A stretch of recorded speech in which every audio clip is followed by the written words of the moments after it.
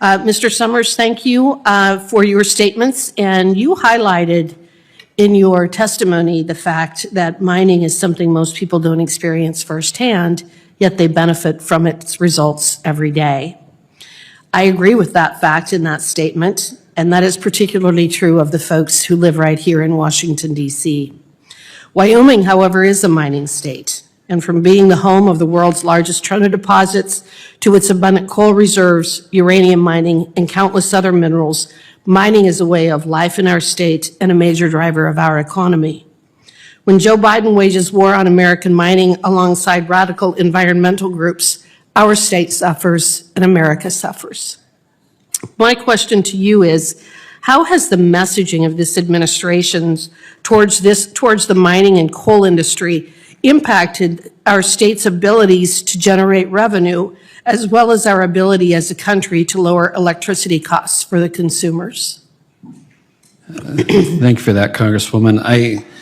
I think that the messaging is unhelpful, and it's also a little confusing, frankly. I mean, when you talk about some of the new energy technologies and the energy transition goals of the Biden administration, but then you're withdrawing huge tracts of federal land from development, as Congressman Stauber talked about, as we've seen in Alaska and elsewhere, and in Utah, and we have two very large national monuments that have locked up substantial mineral resources. And in terms of being able to develop, and bring the investment that's needed to develop our mineral resources, which are very expensive and complicated to develop, if you've got messaging from the federal administration that says, on the surface, yes, we want to do all this stuff, but then as you get into federal permitting, as you get into land withdrawals and all the other things that have been talked about, it sends a very mixed message. And so I do think that it hinders our ability to attract the investment that we need.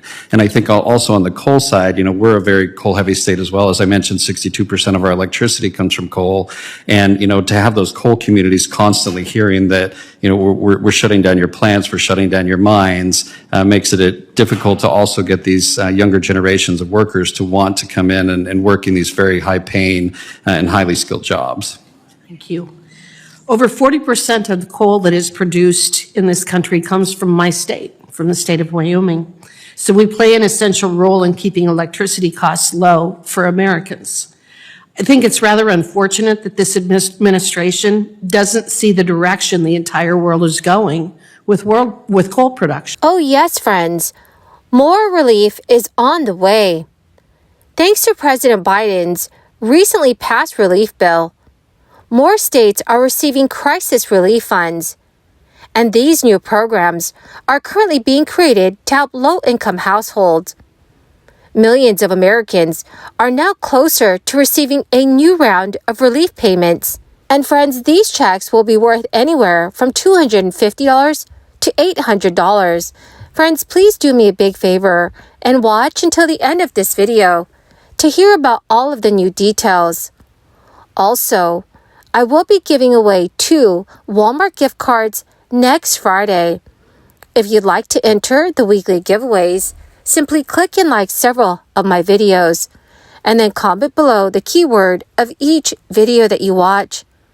My dear friends, the more videos that you watch and then comment on, the greater your chances of winning the weekly giveaways. Friends, there is some good news. More relief is expected to be sent out. According to a tweet from Georgia Governor Brian Kemp, Georgia residents are one step closer to having a little extra money in their pockets. This week, the Georgia House passed a state income tax refund proposal, which includes another round of $250 to $500 payments. Governor Brian Kemp proposed this refund earlier in the year, following up on a promise he made on the campaign trail. The $1 billion income tax refund proposal comes out of the state's budget surplus. It provided for a 3-tiered structure of refund payments: $500 for married couples who filed jointly, $375 for single filers with dependents, and $250 for single filers. The payments will only go to people who paid Georgia state income tax in both 2020 and 2022. One change with this year's bill is that people who paid state income tax but are claimed as a dependent, such as a high school student who works a job, can now qualify for the $250 payment. The proposal still needs to be passed in the Georgia Senate and then be signed by Governor Kemp to take effect. Georgia had previously issued tax refund checks, drawing from the state surplus last year. The $1.6 billion measure drew out of a $2.2 billion surplus and provided $250 to $500 payments to Georgia state taxpayers, according to the Associated Press. Georgia ran a surplus of about $5 billion for the 2021 to 2022 fiscal year that concluded at the end of June. So fearing revenue would tank amid the crisis, Georgia lawmakers cut 10% from the spending plan while developing the budget for the 2021 fiscal year in the summer of 2020. But once it became clear revenue would not plummet, the state government then restored hundreds of millions of dollars back into its education budget. However, other agencies across the state of Georgia have continued along with reduced funding, in part creating the surplus. 3 days is the deadline for New Jersey homeowners to apply for a state program that will earn them up to $1,500. The Affordable New Jersey Communities for Homeowners and Renters program is accepting applications from state homeowners and renters through February 28, 2023. After then, which payments will begin in late spring. Benefits for this program will be sent to recipients by direct deposit or paper check. Democratic Governor Phil Murphy said in a statement, "That is money that goes straight back into the pockets of approximately 2 million New Jersey middle-class and employed homeowners, seniors, and renters.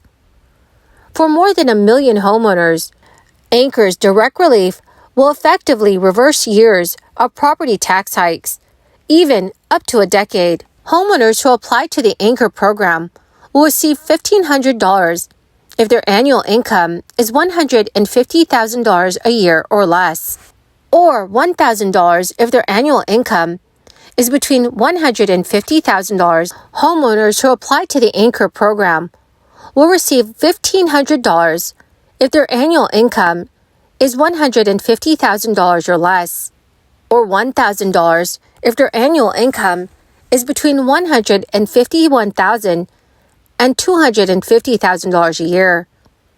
Renters do not get nearly as much as homeowners who request this payment, but they can still request and receive a $450 payment as long as they make $150,000 or less per year. State homeowners and renters who apply to this program will receive their payments no later than May. Payments are not paid out to recipients in the order in which they are received.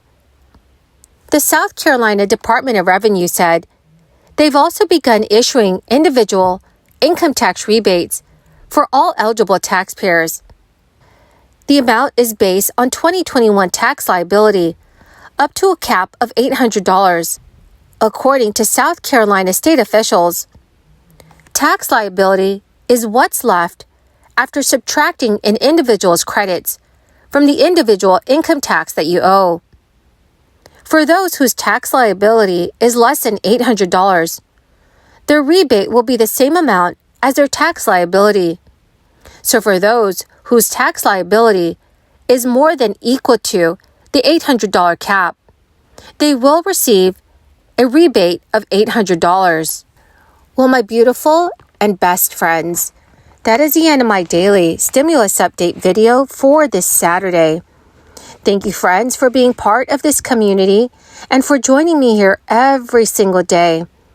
To say thank you, I will be announcing 2 winners next Friday for the Walmart gift card giveaway. If you'd like to enter the giveaway, friends, all you have to do is click and like several of my videos and then comment below the keyword of each video that you watch. My friends, the more videos that you watch and then leave a comment on, the greater your chances of winning the weekly giveaways. Thank you, friends, and have a wonderful and very blessed weekend.